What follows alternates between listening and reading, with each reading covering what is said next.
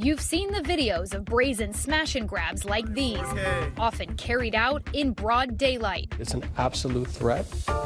A Chicago area Louis Vuitton raided by 14 hooded suspects, making off with over $100,000 worth of luxury items.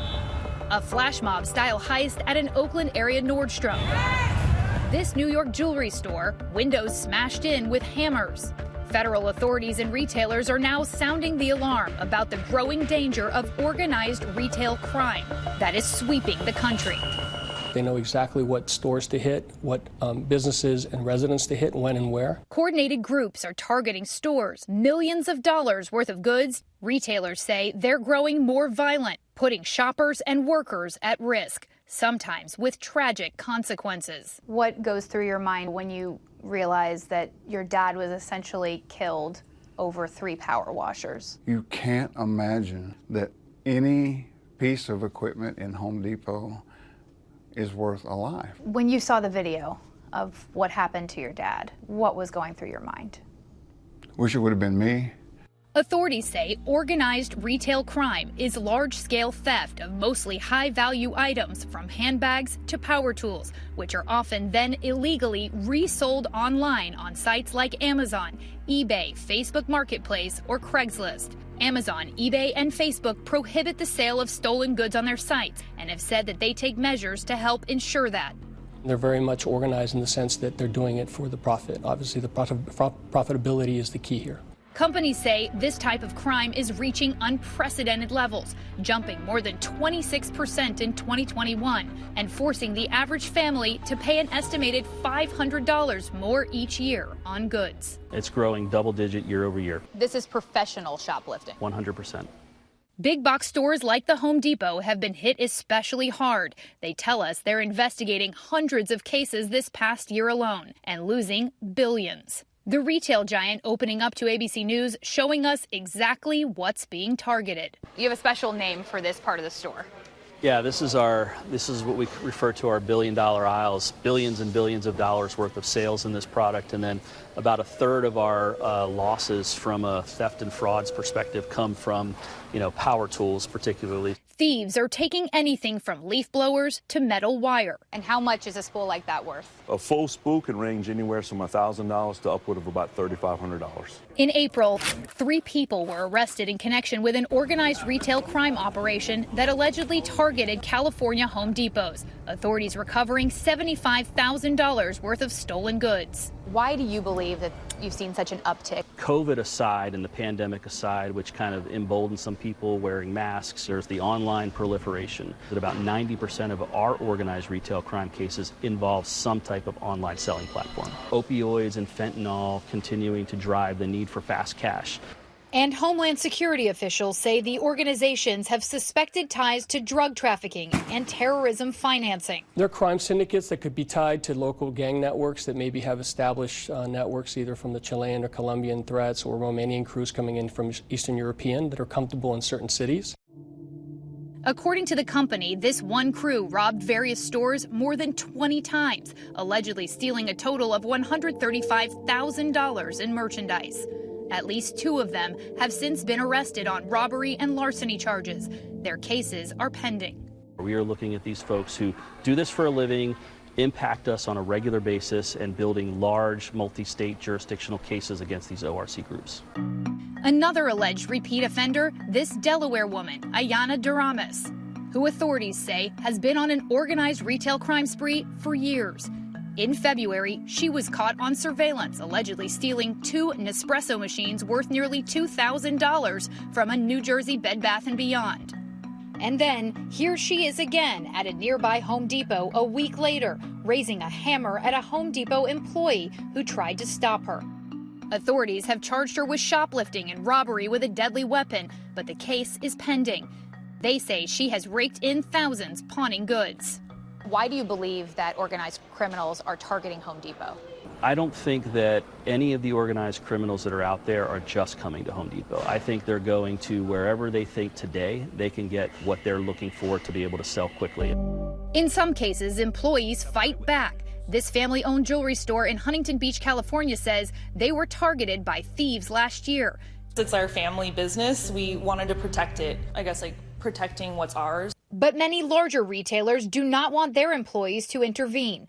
Lululemon recently fired 2 employees for chasing alleged robbers, as seen in this video. Get out! Get out! The company saying in a statement the 2 women were fired for knowingly violating our zero-tolerance policy related to physically engaging with the perpetrators, which put their lives and the safety of our guests and other employees at risk. Our people's safety is our #1 priority.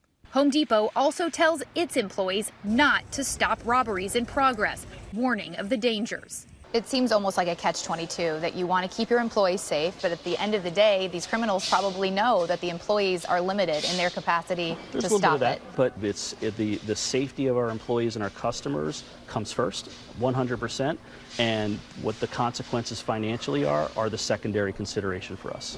Still, 2 employees have been killed, allegedly by thieves at Home Depot stores. Shots fired at the Home Depot on Johnson Drive in Pleasant Pen. In April, 26-year-old Blake Mose was fatally shot while authorities say he was trying to stop a theft at a California store. 2 people were arrested on murder charges.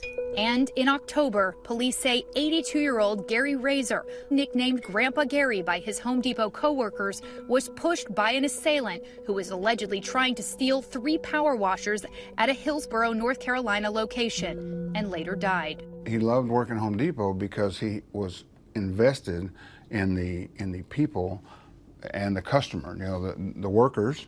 Jeff Razor says he never dreamed his father's job could put him in danger.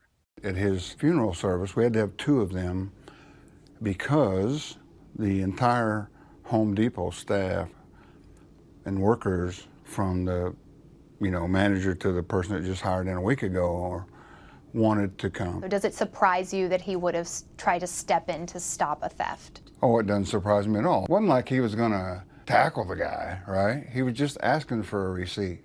In January, police arrested the 26-year-old man they say pushed Gary Razor. He is charged with robbery and first-degree murder. He is being held without bail. What was taken from you? Time. You know, all we have is time. That time that we had planned to spend with my dad. Now that's just not going to be. So, time. Home Depot says Gary's story is driving urgency to stop the problem, but they acknowledge they can't do it alone. There are certain parts of certain states that have taken it very seriously, but there's other pockets of the country where this problem still is not taken seriously day in and day out. Do you believe that there should be tougher penalties for those who are behind these crimes? Absolutely. I think that especially at the higher levels of these organizations, these people are using, I'll call it some disadvantaged folks in some cases, homeless population, people that are drug addicted in many cases, to go into these stores and be the pawns and actually put themselves at risk to do this. With losses growing, the retail industry and law enforcement are looking for solutions.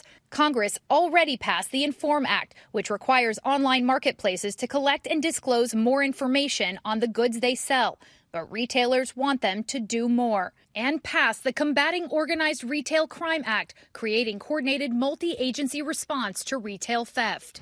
These bills will help to establish a Center for Organized Retail Crime under the Department of Homeland Security to share information and to work investigatively to detect, disrupt, and dismantle these organized groups. Home Depot says it has had no choice but to lock up some of its most valued items, a move they say is frustrating but necessary. Is it common that we would see these things behind bars?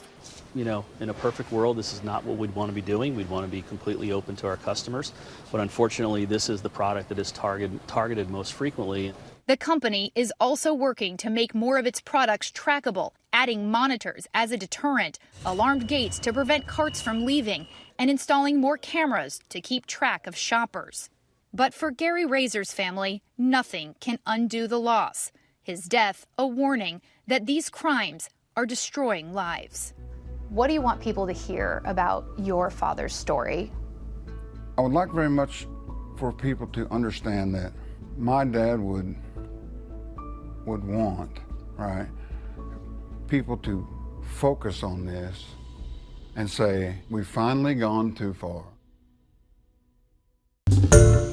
Hi, everyone. George Stephanopoulos here. Thanks for checking out the ABC News YouTube channel. If you'd like to get more videos, show highlights, and watch live event coverage, click on the right over here to subscribe to our channel. And don't forget to download the ABC News app for breaking news alerts. Thanks for watching.